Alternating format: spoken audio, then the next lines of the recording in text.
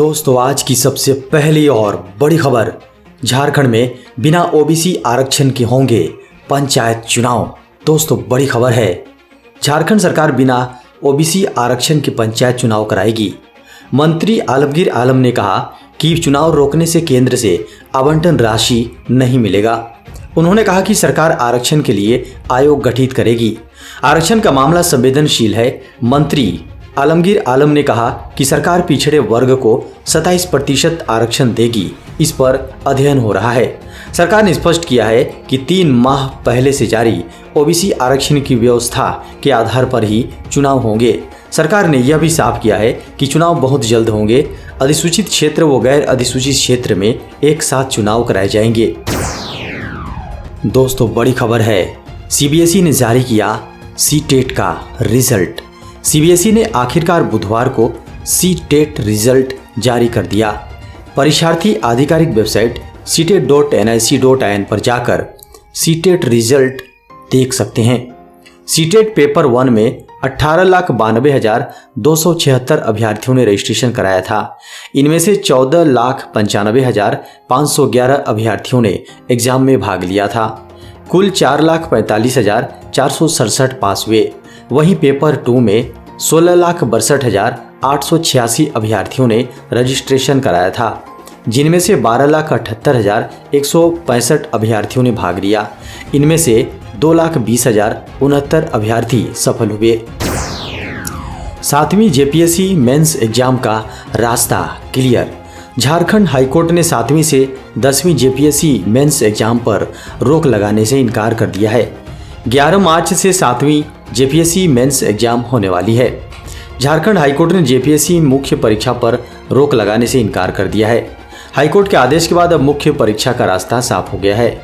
11 मार्च से 7वीं जेपीएससी मुख्य परीक्षा होने वाली है। 7वीं से 10वीं जेपीएससी के संशोधित पीटी रिजल्ट को रद्द करने की मांग को लेकर दायर याचिका झारखंड हाईकोर्ट में सुनवाई हुई। अदालत में सुनवाई के दौरान प्रार्थी की ओर से जेपीएससी मेंस एग्जाम पर रोक लगाने की मांग की गई थी। झारखंड के 73,000 सिपाही हवलदारों का आंदोलन शुरू। झारखंड पुलिस मेंस एसोसिएशन से जुड़े पूरे झारखंड के 73,000 सिपाही हवलदारों का आंदोलन बुधवार से शुरू हो गया। पहले चरण में पुलिस के जवान काला बिल्ला लगाकर ड्यूटी कर रहे हैं। झारखंड की राजधानी रांची से लेकर झारखंड के सभी जिलों में ड्यूटी पर जाने से पहले पुलिस के जवानों ने अपनी वर्दी पर काला बिल्ला लगाया। झारखंड विधानसभा में ड्यूटी पर तैनात सुरक्षा कर्मी भी काला बिल्ला लगाकर ड्यूटी कर रहे थे। पुलिस जवानों की मांग है कि 20 दिनों का क्षतिपूर्ति अवकाश पहले की तरह बहाल करें। पुलिस कर्मियों को मिलने वाले 1 महीने के अतिरिक्त वेतन में त्रुटि का निदान करें। 7वें वेतन के अनुरूप वर्दी, राशन, धुलाई, विशेष कर्तव्य, आर्मोरर चालक, 2 राइफल तकनीकी शिक्षण व प्रशिक्षण भत्ते लागू हों। दोस्तों बड़ी खबर है, एग्री स्मार्ट विलेज योजना के तहत झारखंड में कृषि को मिलेगा बढ़ावा। इस बार के बजट में कृषि के लिए स्वीकृत राशि को खर्च करने के लिए राज्य सरकार ने एक नई योजना भी लाई है। आधुनिक कृषि टेक्नोलॉजी को बढ़ावा देने के लिए और किसानों की आय बढ़ाकर उन्हें समृद्ध करने के लिए एग्री स्मार्ट ग्राम योजना लाई गई है। इस योजना के तहत पूरे गांव का विकास होगा। वहां की कृषि टेक्नोलॉजी को डेवलप किया जाएगा, साथ ही सिंचाई सुविधाएं भी विकसित की जाएंगी। एग्री स्मार्ट ग्राम योजना के तहत झारखंड के 100 गांवों का प्रथम चरण में चयन किया जाएगा। जिन गांवों का चयन योजना के तहत किया जाएगा, उन गांवों का गैप एनालिसिस एनालिसिस किया जाएगा। गांव में रहने वाले प्रत्येक व्यक्ति से गांव को विकसित करने के संबंध में उनकी सलाह राय ली जाएगी। झारखंड में फिर बढ़ने लगे हैं कोरोना के मरीज। एक दिन में मिले 90 संक्रमित मरीज। झारखंड में कोरोना संक्रमण के मामले एक बार फिर बढ़ने लगे हैं। पिछले 24 घंटों के दौरान झारखंड में 90 लोग कोविड से संक्रमित पाए गए हैं।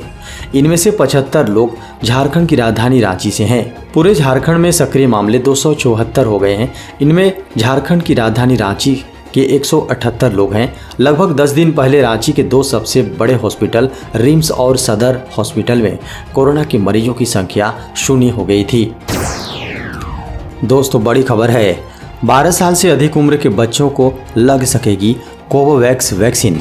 सीरम इंस्टीट्यूट ऑफ इंडिया के सीईओ आदार पूनावाला ने बुधवार को बताया कि SII के कोवोवैक्स को DGCI द्वारा वयस्कों और 12 वर्ष से अधिक उम्र के बच्चों के लिए आपातकालीन इस्तेमाल की मंजूरी दे दी है। वैश्विक परीक्षणों में नोवावैक्स ने 90% से अधिक प्रभावकारिता का प्रदर्शन किया है। कोवोवैक्स को 12 से 17 वर्ष के बच्चों के लिए विकसित किया गया है। ऐसे में देश में 18 से कम उम्र के लोगों के लिए उपलब्ध यह कोरोना का चौथा टीका होगा। झारखंड के स्कूल बसों का संपूर्ण कोविड काल का टैक्स माफ करेगी सरकार। स्कूली बस संचालकों के लिए बड़ी खुशखबरी है। कोविड काल के दौरान मार्च 2022 तक स्कूली बसों का टैक्स माफ हो सकता है। परिवहन मंत्री चंपई सोरेन ने झामुमो विधायक मथुरा प्रसाद महतो के सवाल के जवाब में कहा कि जिला परिवहन पदाधिकारियों से रिपोर्ट मंगवाने के बाद इस पर विचार किया जाएगा। उन्होंने कहा कि कोरोना संक्रमण के कारण से 24 मार्च 2020 से 20 दिसंबर 2020 तक स्कूली बसों के रोड टैक्स में छूट दी गई थी। इसके बाद 21 दिसंबर 2020 से 31 मार्च 2021 तक की अवधि में स्कूल बसों का संचालन नहीं होने को आधार बनाकर प्रधानाचार्य के शपथ पत्र और जिला परिवहन पदाधिकारी की जांच के आधार पर टैक्स में छूट दी गई थी। देश में कोरोना वायरस के 4,575 आए नए मामले। भारत में एक दिन में कोरोना वायरस संक्रमण के 4,575 नए मामले सामने आने के बाद संक्रमितों की कुल संख्या बढ़कर 4,29,75,883 हो गई है, जबकि इलाज करा रहे मरीजों की संख्या गिरकर 46,962 रह गई। केंद्रीय स्वास्थ्य मंत्रालय के बुधवार को सुबह 8 बजे तक अद्यतन आंकड़ों के अनुसार 145 और मरीजों के जान गंवाने से मृतकों की कुल संख्या 5,15,355 पर पहुंच गई है।